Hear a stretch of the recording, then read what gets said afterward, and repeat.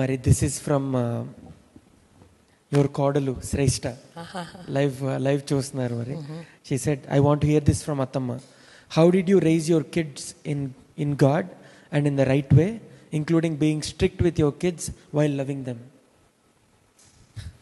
ఒక విధంగా చెప్పాలంటే ఇది కొంచెం గట్టి ప్రశ్నే మా కోడలు గారు అడిగింది. Because she's about to become a mother. So మమ్మల్ని పెంచినట్టు మా పిల్లలు మేము ఎలా పెంచాలని తను అడుగుతుంది బేసికల్లీ. దానికి నేను చెప్పాలంటే మొట్టమొదటిగా ఫస్ట్ బిడ్డకి పరిచయం అయితే తల్లే కదా. దేవుడు ఎవరో బిడ్డకి తెలియదు, తల్లే పరిచయం చేస్తుంది.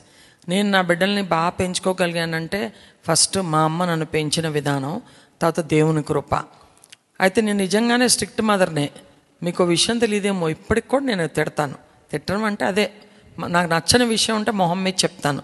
అయితే ఏంటంటే వాళ్ళ మీద మిక్కుటమైన ప్రేమ, కానీ మేము సేవకి వెళ్ళిపోతూ ఉండేవాళ్ళం. దీనిలో దేవుడు చూపిన మహాకృప ఏంటంటే వాళ్ళ కోసం ఎక్కువ ప్రార్థన చేయటం, వాళ్ళకి ఎప్పుడు విలువలు నేర్పించటం, మేము విలువలతో బతకటం, అది వాళ్ళు చూశారు. వాళ్ళకున్న ఇంకొక దేవుని కృప ఏంటంటే ఇటు వాళ్ళ అమ్మమ్మ అటు వాళ్ళ నానమ్మ ఇద్దరు గొప్ప ప్రార్థనా వీరులు. మా అత్తగారు దైవజనరాలు రిబ్కా స్టీఫెన్ అమ్మగారు చాలా డైనమిక్ లేడీ. ఆవిడ చాలా స్ట్రిక్ట్, కావాల్సినవన్నీ వండి పెట్టి తేడా వస్తే పగలగొట్టేవారు, అంత స్ట్రిక్ట్ ఆవిడే. మా అమ్మగారు అయితే చాలా విలువలు నేర్పేవారు. చిన్న చిన్న విషయాలు కూడా వాళ్ళని సరిదిద్ది వాళ్ళకి చక్కగా అర్థమయ్యేలా చెప్పేవారు. నిజంగా చెప్పాలంటే మేము పెంచిన దానికంటే ఆ తల్లులిద్దరి యొక్క ప్రభావం వాళ్ళ మీద ఎక్కువగా ఉంది. మా జీవితం మా సేవ వాళ్ళు చూసి చక్కగా తయారయ్యారు.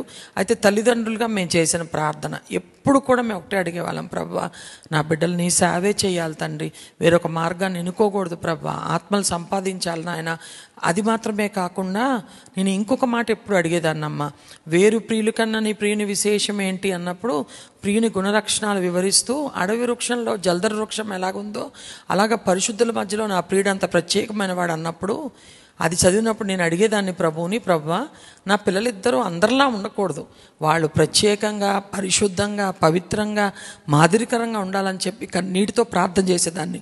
వాళ్ళు ఆత్మల రక్షణార్థమైన భారం కలిగి అందరి పిల్లల్లాగే తప్పులు చేస్తే చిన్న చిన్న తప్పులు చేసినప్పుడు దానికేమో క్షమాపణ ఉండేది కాదు. వాళ్ళు తెలుసుకునే వరకు వాళ్ళని గట్టిగా మందలించడం గద్దించడం. ఎందుకంటే బైబిల్ చెప్తుంది కదా, బెత్తము వాడని వాడు తన కుమారునికి విరోధి.